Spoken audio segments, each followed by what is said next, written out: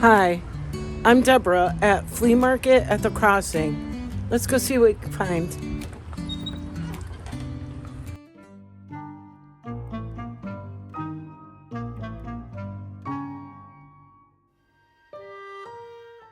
Hi, I'm Deborah with the Antique Detective. Today I'm with Bob Whittick, and we're at the Flea Market at the Crossroads. Did I say that properly? Right, it's in Plainville. In Plainville, right? Yeah.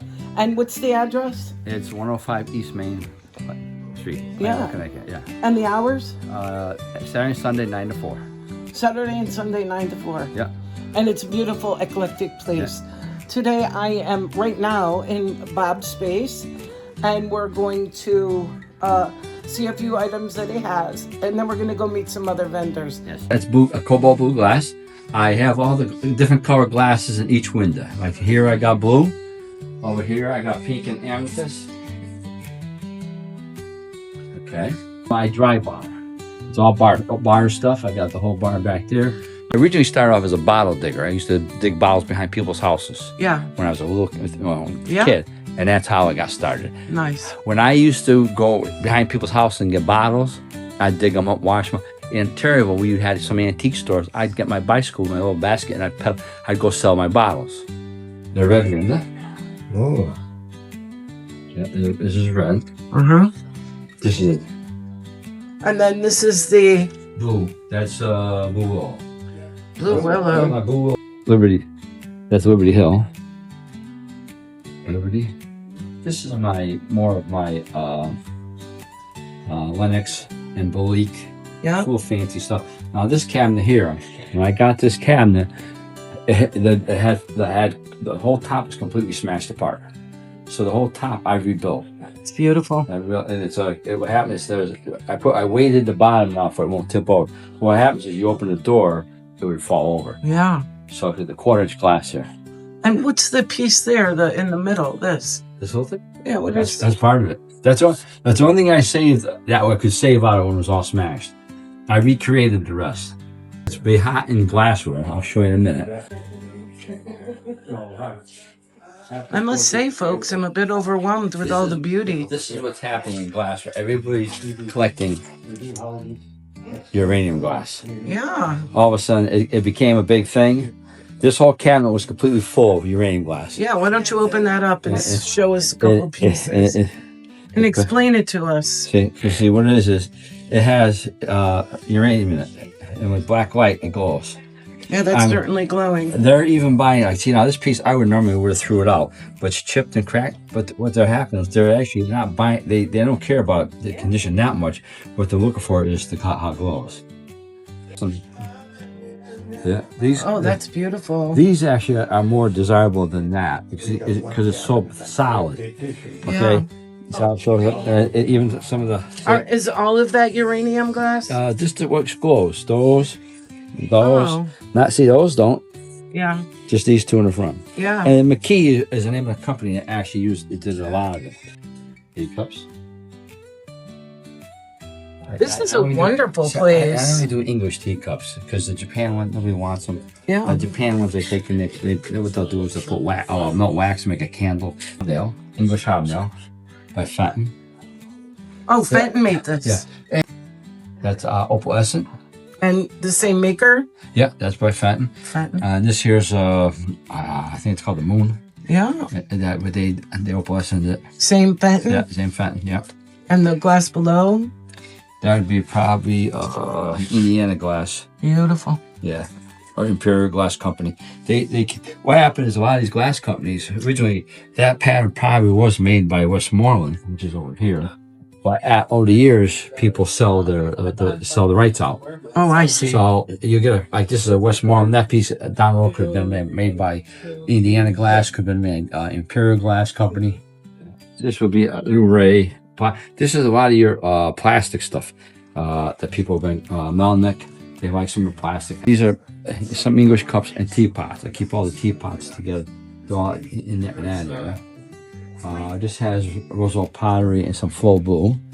You have to know a lot. This stuff here. I used to have one time 78 pieces of this stuff here. What is it? I call it Roseville pottery. Now, Roseville Pottery, I don't even know what happened to what they did is, it was in Ohio, and they used to ship their pottery out to the East Coast. A lot of it would get broken. So what they did is that they bought a pottery shop out in Torrington, right on the Naugatuck River.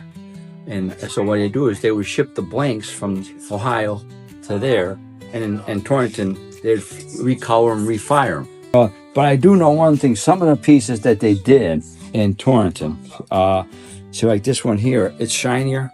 Yeah. Because when in Torrington, they could glaze them differently. Oh, I see. And they did. Some pieces you get that are matte, and some pieces you get that are shiny. Yeah. Some of the shiny ones were actually from Torrington. Torrington. Yeah. That's a good little nugget to know there. Yeah. But Thank you for sharing, Bob. Every time you do a clean out in Torrington, you'll guarantee to find a piece of Roseville pottery now, because it was right there. Yeah. You know, when it's in your town, people had bought it, you know. Now, Mrs. Circle had this cabinet in her shop. Okay. And when she passed away, she wanted to make sure I got it. So Paulie sold it to me. So the thing was, she would have loved it. I've seen it restored. It's been restored. But when I got it from her, see the feet? They chopped the feet off.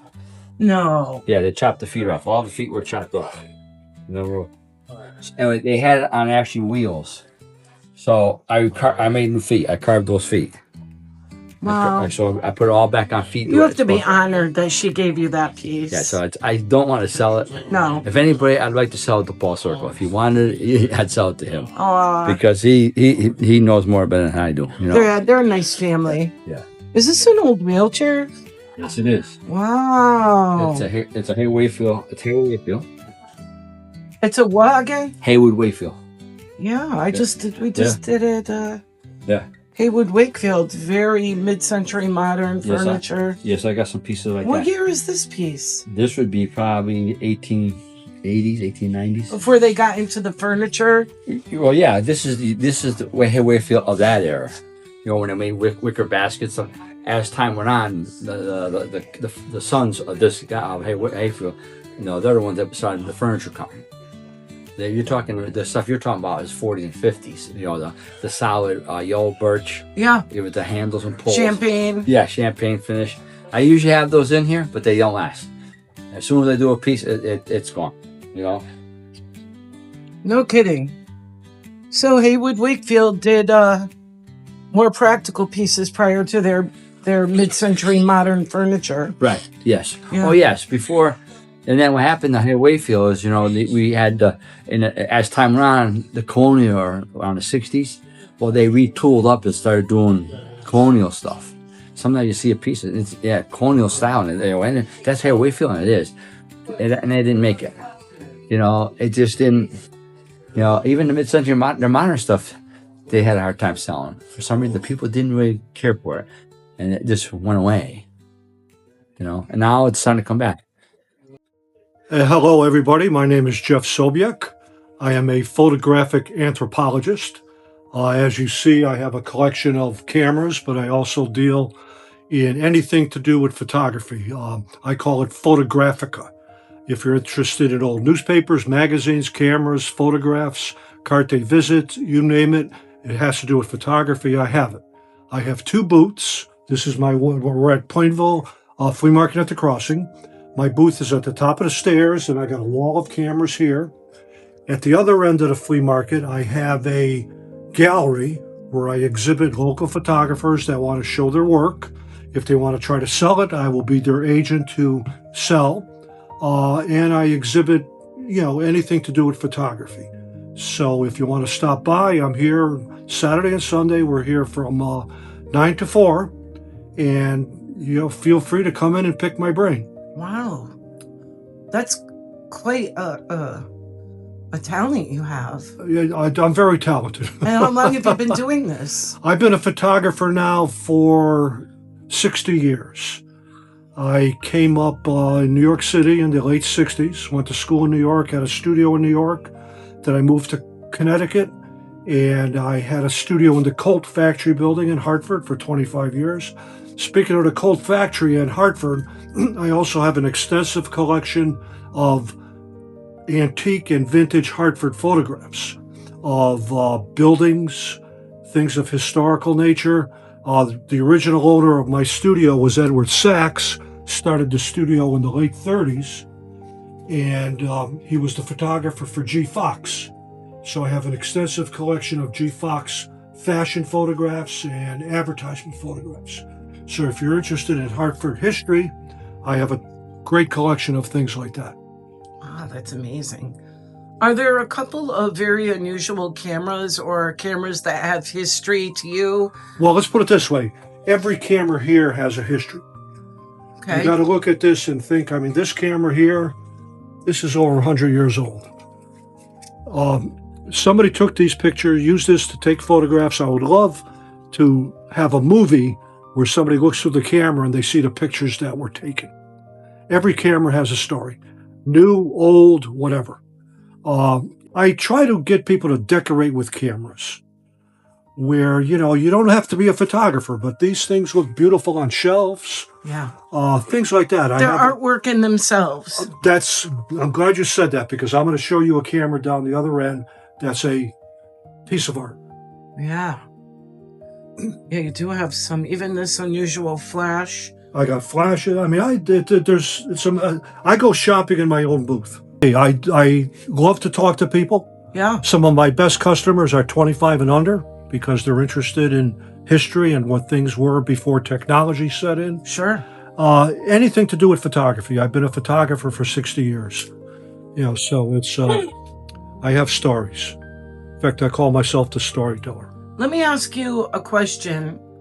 You may not be able to answer, but I'm going to throw it out there.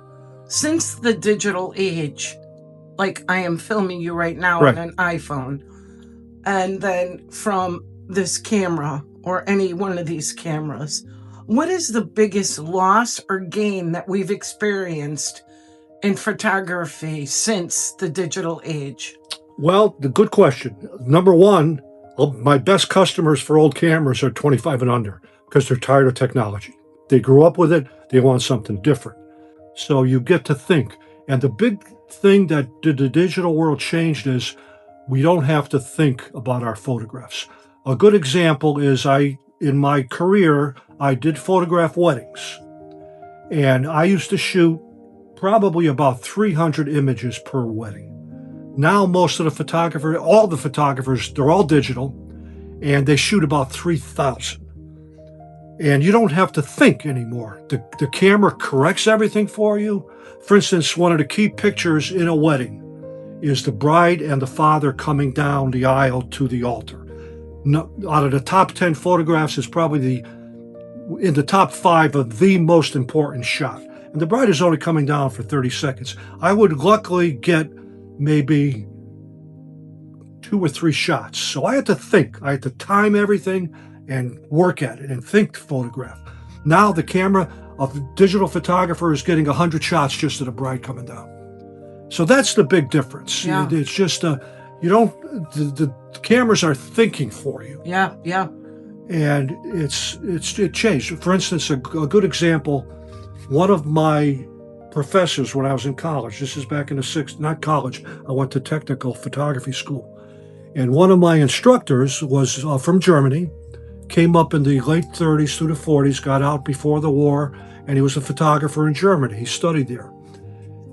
His final exam for one of his main course, he was given 1 sheet of film and a 4x5 camera, which I have at the other place, and he had to go out and take 1 picture, process it, print it, and present it. And his 50% of his grade was on that 1 photograph. Could you imagine that? He said, that's where I learned how to think. And I mean, 1 picture, I still can't fathom. You got to be on your game. Beyond that, I mean, imagine your basis of a C or whatever the grading system was based on 1 sheet of film. So if you screwed it up in the processing or the printing or whatever, you flunked the course. That is, I'll never forget this guy telling me that. So that's the difference. So as we talk back there, this is my gallery. Okay. We do exhibits here. That's what this stuff is for. I have a view camera there that when I told the story about the one sheet of film, that's Yeah. the type of camera that Professor had to use. So I mean, imagine, again, talking about one sheet of film. This is the gallery. These are shots from G. Fox back in the 50s. And you shot these? No, these were the original. I'm the fourth owner of my studio that I was in Hartford. Oh, I see. The studio since closed down in the Colt building. Now I don't do photography as much as I used to commercially. Right. Now this is what I do. This is the camera I was telling you about. Tell me about this camera. This dates back to 1897. My goodness gracious. Look at the artwork, the mahogany frame, the bellows on it, the brass fittings on this That thing. leather looks really good. And it is in good shape. But I mean, just look at the, it's a thing of art. Unfortunately, these works of art, I don't sell unless somebody wants to give me $5,000 for it, because I love them too much myself. So that's why this is like a gallery, like a little museum. Oh, this is gorgeous. And what year again is this? This was patented, this type of camera came out in 1897. Okay. That's beautiful. It is beautiful. This is the camera that changed the world, because it was mass produced by Kodak and it was available to the general public. The earlier ones, you would buy the camera with film inside, Okay. send it back to Kodak, Yeah. they would print it, refill it with film, and send the camera back to you, because they made all their money on prints. All right, so show me how this camera works. The back would come out, you'd put your sheet of film in there. These cameras still work. This one here It is a still little- works. It still works. The shutter on it is right here. Hear it? Oh my goodness. So I mean, you could, if you wanted to rig But up. you can't get the film for it. Well, people still use them. They buy sheet film and cut it to fit in here. No kidding. If you're a collector, this isn't the prettiest camera, but it's probably it's the camera that changed photography. Yes. Okay, if you're into UCONN basketball, I have one of the most famous photographs ever taken, Let's see that. and that's this picture here. You have to come in to get the story of this, but this is one of the UConn teams that changed the face of UConn basketball. In fact, I told Jim Calhoun that I started the whole renaissance in UConn basketball. No kidding. This was 1989, and again, there's a whole bunch of stories with this. So they have to come here to get the story. Yes, they do. I'm going to stop recording so I can hear a little bit of that story. Okay. It was truly a pleasure to meet you. It was a pleasure, and thank you very much. And thank you for all your knowledge on the cameras. Well, this is only the start. I could sit here all day. Of course. And you're very good at it. Thank you. Thank you. My pleasure.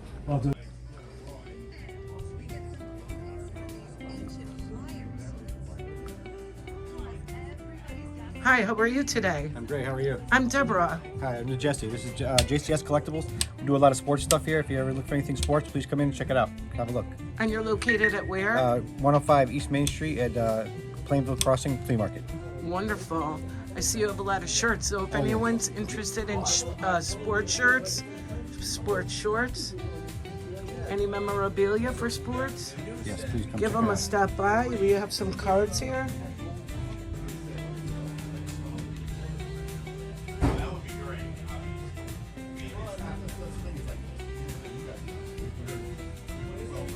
Hi, I'm Deborah. Hello, I'm Daniel. This is my spot here at the flea market at the Crossing in Plainville, Connecticut. Everything you need music-wise, vinyl, cassettes, CDs. There's probably even a few 8-tracks in there if you look hard enough.